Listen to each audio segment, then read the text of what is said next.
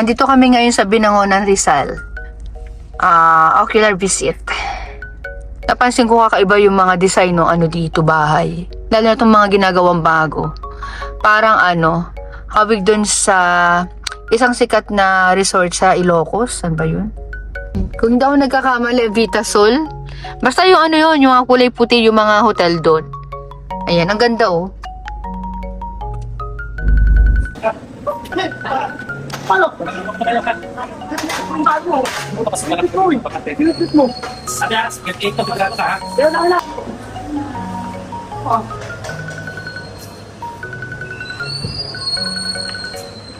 Ayan. So, bali papasukat nila sa amin dito ay mga blinds. Almost lahat ng gamit dito na mga furniture. Sofa, mga beds, ayun. So, let's go.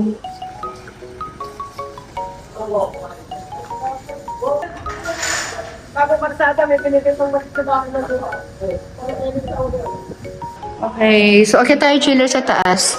Anyway, meron pa rin pala ako napapansin dito sa bahay nila, ma'am. At sinabihan ko na rin sila para bago i-turn over yung bahay, dapat talagang i-check nilang mabuti. Katulad na lang nito.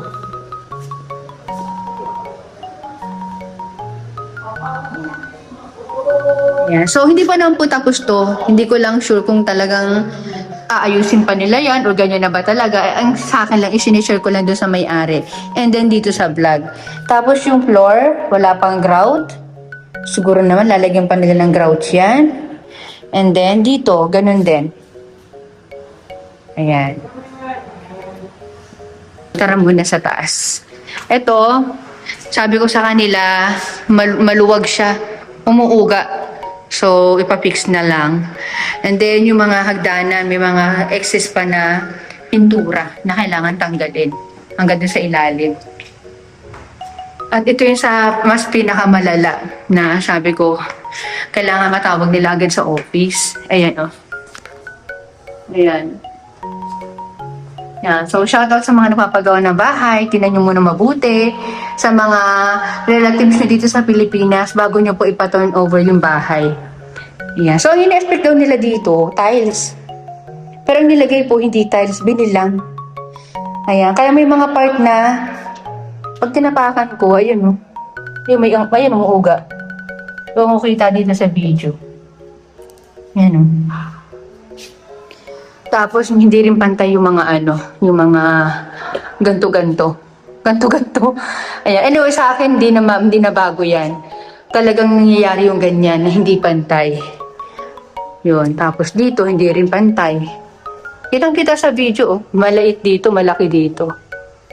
So, hindi ko alam kung, ayaw ko ginagamitan naman nila ng yun eh. Ng level. At ito yung isa pa sa gusto nilang i-report. Ayan. Kasi pasingawan to chillers eh. Masyado daw mataas. So, ang tendency nga naman, di papasok dito yan. Oh, kumusta naman yung mag-room dito, di ba? Unless, lagi nila ito isasara. Tapos doon lang ang bukas. Anyway, alam na ng may-ari. At yung kanyang sister. Next naman tayo dito sa master's bedroom. Ito ay nakita ko na naman, oh, laki. Ayan, oh. So, yan. And then, ito, hindi pa tapos dito sa sa kanilang bathroom. Ayan, wala pang tubig, wala pang ilaw. Wala pa rin mga grout-grout, yung mga gilid-gilid. Ayan. Tapos dito tayo maglalagay ng bed. Yan, with drawers lahat ng bed nila dito kasi may kaliitan. Tapos, ito. Ayan, kitang-kita chillers, oh. Ito yan, oh. Ang liit dito, malaki dito. Anyway, hindi naman yan maapektuhan yung paglagay namin ng curtain dito. Ito lang yung lalagyan ng curtain. Sa master's bedroom lang. Ayan.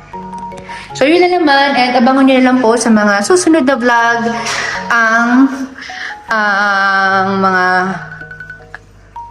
ganap sa mga ocular visit ko. Ayan.